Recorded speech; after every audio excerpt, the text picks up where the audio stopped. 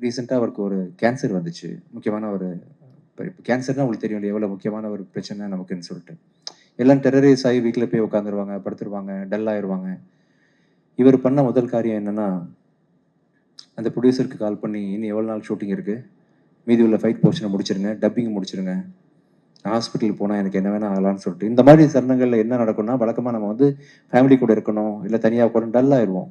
அப்போ வந்து தான் தொழில்ல தான் நம்பின ப்ரொடியூசரை விட்டுறக்கூடாதுன்னு நினைச்சாரு பார்த்தீங்களா? அவருக்கு அது அவசியமே இல்ல.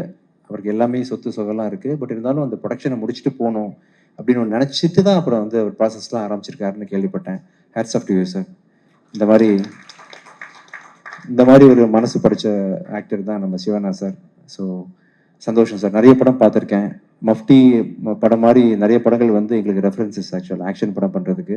இன்னும் நெறைய படங்கள் நீங்க நீங்க இந்த ஏஜுக்கும் இதுக்கும் சம்மந்தமே இல்லாம துள்ளி குதிச்சு டான்ஸ் ஆடுறீங்க.